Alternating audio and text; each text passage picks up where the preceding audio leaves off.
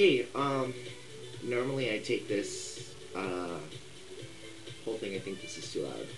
Um,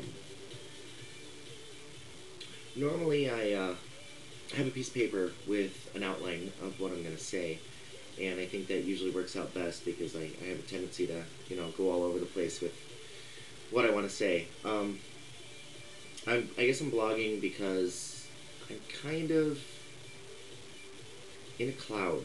Um, if you've read my previous blogs in the past couple days, my dad is dying. I haven't really talked to him since 1999, 2000. Um, I know it was when I was still with Don, which was back in those days, because he met him once, and that was an interesting thing. They were very, solid and how are you? How are you? Nice to meet you. Whatever. But I guess I'm going to see him today, sometime. Uh, he has brain cancer, and I guess the cancer moved or spread to his spinal cord, cerebral cortex, something, and made him lose a lot of weight. And I guess he's losing a lot of feeling in appendages and things like that. My mom says she went to visit him. She says that he's very thin and very weak, and not the person that I knew him to be. And I guess she had a much more intimate relationship with him, obviously. So she knows more of his physical attributes. Um, I pretty much just saw him as a guy, not a linebacker, not not anybody like huge or impressive, just a guy with kind of like me, with broad shoulders and a thick neck and a bad back. um, so I'm gonna go see him, and I don't know how that's gonna go. I talked to him on the phone yesterday, well, earlier today, today's Saturday, so Friday afternoon. And I took off work today and yesterday because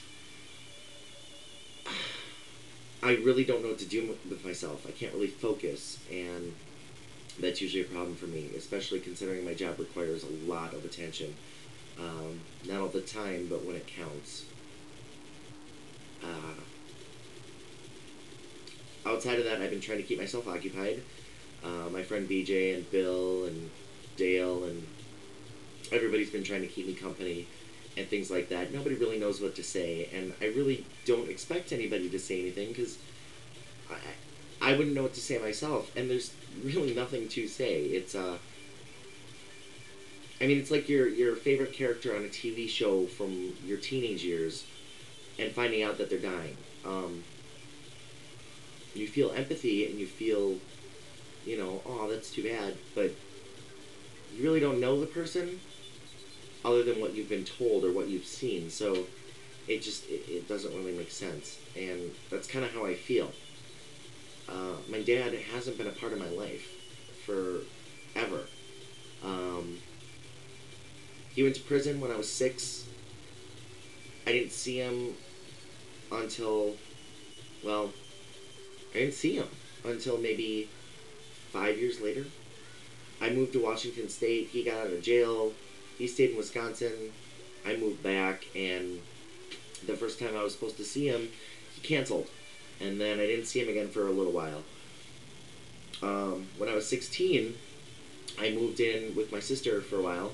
No, I was 14, I'm sorry. And I met him again. He came to George Webb's where I was working, Greasy Spoon, and talked to him then, but that's pretty much it. I don't know.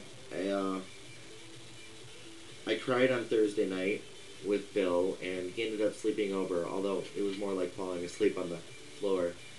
And it was really important that he was there, and I really appreciate that. And like I said, nobody knows what to do. There's not really anything that you can say or do that will help me, but I'm just glad they're there. And it's times like this that I'm really glad that I have the friends I do. And Joey's been really supportive. I know he's in Colorado, but um, he's been really cool. Fritzy and Swifty have been awesome.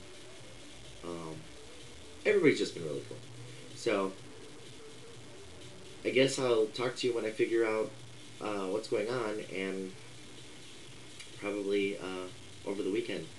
I plan on drinking a lot tonight after this is all over. Just kind of forget it and move on.